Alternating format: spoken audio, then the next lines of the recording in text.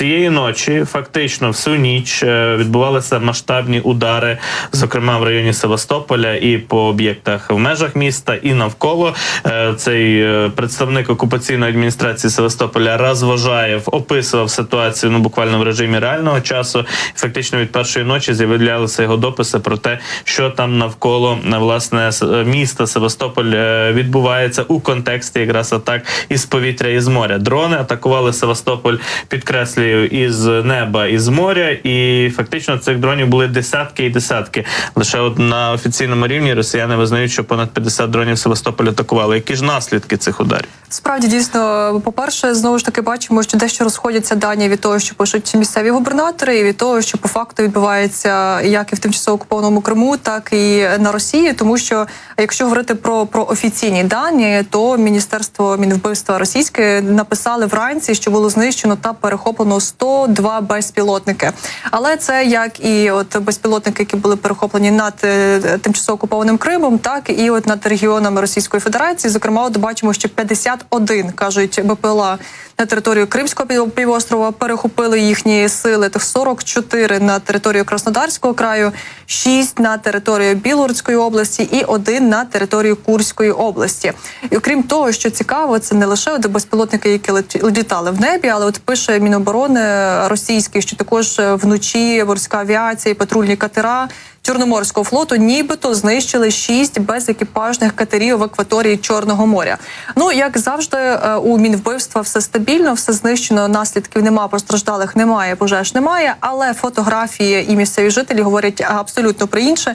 Те не тільки, як то кажуть, телеграм-канали, але і офіційні речники, губернатори, зокрема, наприклад, у те, що стосується Севастополя в Криму, все виглядає дещо інакше, ніж те, про що пише російське Міноборони.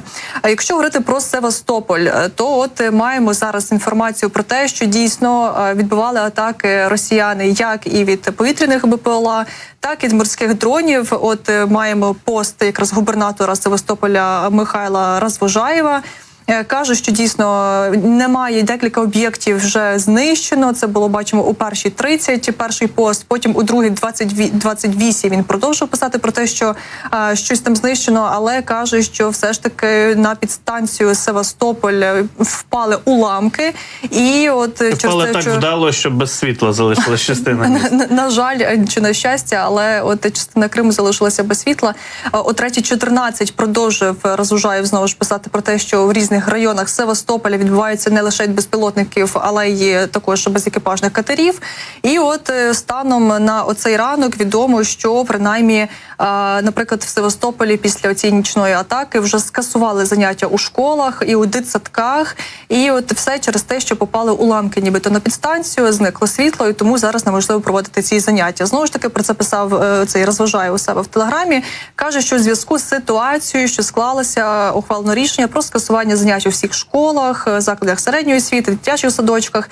Розумію, що є діти, каже, які вже привезли до садочки, з ними проведуть заняття. І от прошу поставитися всі до ситуації з розумінням. Тобто тут ми бачимо з однієї сторони, що каже Мінвбивство, що все збито, наслідків немає, пожеж немає, але чомусь заняття в школах, дитсадочках скасовані. І от каже також цей цілий Розвожаєв, що фахівці роблять все можливе, щоб повністю відновити роботу підстанції Севастополь після нічної атаки. І каже, що для це може знадобитися деякий час, можливо, навіть близько доби, і навіть можливі зараз точкове відключення світла. І от кажуть, що всі зараз співробітники та працюють на місці події, намагаються відновити це світло. Тобто, знову ж таки, навіть офіційні дані того, що стосується Севастополя, розходяться, тому що коли Мінвбивство російське каже про те, що все збито, абсолютно все під контролем, понад 50 безпілотників, нагадаю, збито над Кримом. У Севастополі бачимо, ситуація все ж дещо інша, і от і в школах скасували як заняття, так і в дитячих садках.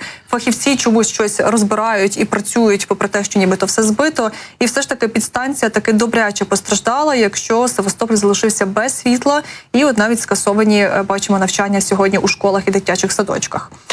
Ну, справді, бачимо, що продовжуються ці атаки по Севастополю. Севастополю і по Криму після вчорашніх, позавчорашніх ударів ракетами саме по Бельбеку, по аеродрому на північ від Севастополя. Зараз вже безпосередньо по об'єктах у межах міста Севастополь завдано було ударів. І ми бачимо перші кадри, ті, які просочилися із Криму все-таки у мережу, тому що ми знаємо, що там суворо взагалі заборонено місцевим мешканцям знімати щось і викладати, але поза тим вдається подекуди отримувати доволі добрі свідчення того, що відбувається якраз навколо Севастополя. Севастополь в минулі дні загалом фактично було завалено якимись уламками ракет. Росіяни стверджували, що боєприпаси від атакамсів валяються повсюдно і закликали місцевих мешканців бути уважними щодо цих суббоєприпасів. До Бельбеку